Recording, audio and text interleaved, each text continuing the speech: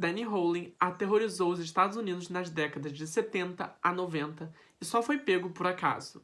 Hoje eu vim falar pra vocês o caso que inspirou o filme Pânico. Olá pessoas, sejam máximo bem-vindas a esse canal. E se você já é inscrito, bem-vindo a mais um vídeo. E se você não é inscrito, por favor se inscreva nesse canal que tem vídeo saindo toda sexta-feira a partir das 3 horas.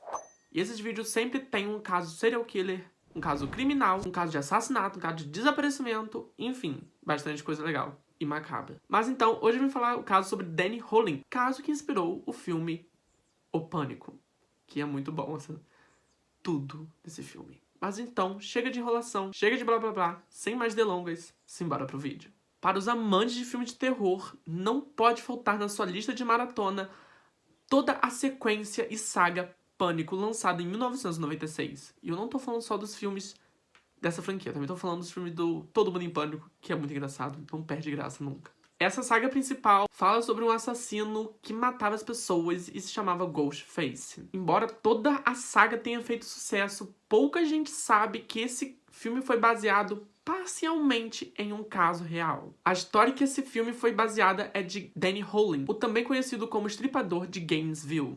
Então, se você ficou curioso, fique até o final para saber mais sobre essa história.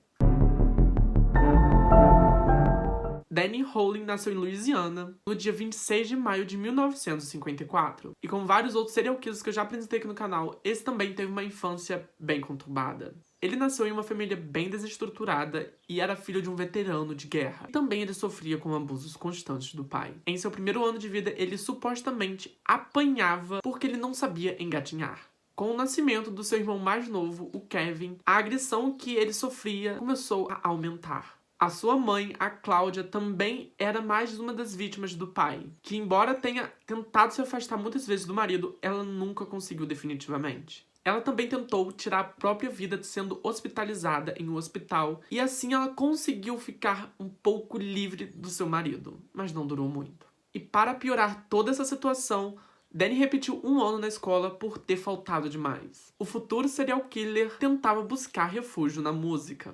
E aos 11 anos ele se tornou tocador de guitarra e até mesmo cantor de hinos. Mas não foi muito pra frente. Danny ingressou no mundo das drogas e das bebidas alcoólicas logo cedo e encontrou ali um certo porto seguro que a música não oferecia. Em uma busca desesperada por paz e conforto, Danny iniciou uma carreira militar entrando na aeronáutica. Porém, essa sua carreira militar foi curta, sendo que ele foi expulso por ser pego usando uma quantidade bem excessiva de alucinógenos. E aos 23 anos, ele decidiu se casar, tentando viver uma vida relativamente normal.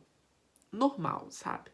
Infelizmente, o relacionamento não foi muito pra frente e em uma briga bem feia, Danny ameaçou a esposa de morte, culminando assim em seu divórcio. Fora de si e com uma fúria imensa, ele abusou de uma mulher que se parecia um pouco com a sua ex-esposa. E foi nessa mesma época que ele começou a entrar no mundo dos assaltos e dos pequenos furtos, levando a sua prisão em 1979 em Jackson, Geórgia. E em novembro de 1989, ele foi demitido do restaurante que ele trabalhava. E na mesma noite, ele assassinou a família de seu chefe junto com um sombrinho que estava lá. E um ano depois, em 1990, ele tentou acertar as contas com o pai dando um tiro na cabeça. Milagrosamente, o pai dele sobreviveu, saindo apenas sem o olho e com a orelha afetada. O filho fugiu de Louisiana, a sua terra natal, para viver na Flórida com outro nome, Michael Kennedy. E foi na Flórida que ele ganhou a fama de ser o estripador de Gainesville. A cidade de Gainesville sofreu com uma onda de assassinatos sádicos. Os dois primeiros assassinatos foram uma dupla de garotas, a Sonja Larson e a sua amiga Christina Powray. Eu não sei falar esse nome direito, gente. Em 24 de agosto de 1990, ele entrou na casa das calouras, abusou delas, esfaqueou e mutilou seu corpo.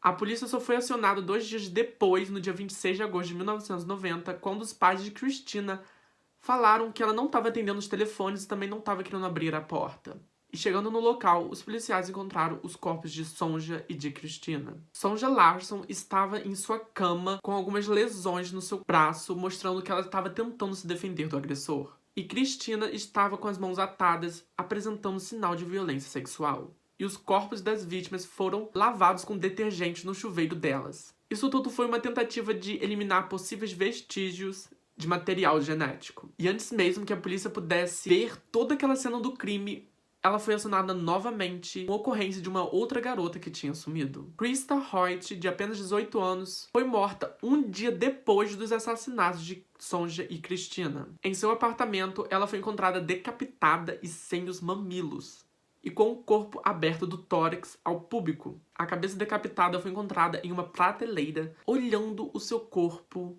apoiado na cama. Ela também foi abusada, esfaqueada e foi presa com fita adesiva. Com 3 mortes em menos de 12 horas, o impacto na localidade foi imenso. Muitos alunos pararam de frequentar as aulas na universidade e começaram a andar em grupo. E os que não andaram em grupo sempre andavam com algum taco de beisebol ou alguma coisa para se defender. E o conhecimento militar que o Danny tinha foi fundamental para que ele pudesse despistar a polícia e atrapalhar as investigações. O psicopata, porque o Danny é um psicopata, usava solvente em seu sêmen para não acharem ele. E com essa tramóia, ele conseguiu fazer mais algumas vítimas. E no dia 27 de agosto, o assassino apareceu na casa de 2 jovens, de apenas 23 anos, que eram Manuel Toboada e Tracy Paulis. Manuel, ele era ex-jogador de futebol americano e tentou lutar contra o assassino, mas infelizmente ele morreu. E diferente dos outros corpos, esses 2 corpos não foram mutilados. O campus foi fechado e mais de 30 mil alunos voltaram para suas casas. E muitos habitantes ficaram com medo e compraram armas de fogo para se protegerem. E quase toda noite, um helicóptero com holofote passava pela cidade para ver se encontrava o assassino. O assassino só foi pego cerca de 2 anos depois em uma perseguição policial após ele ter roubado uma rede de supermercado. Sem ter ideia de quem era o assassino das pessoas lá de Greensville, a polícia só descobriu que Danny era o verdadeiro autor após descobrir algumas evidências que mostravam que ele era realmente o autor daquele todo massacre. Além dessas ferramentas, as autoridades também encontraram uma espécie de diário em áudio onde ele meio que assumia todo o crime e dava detalhes bem sórdidos.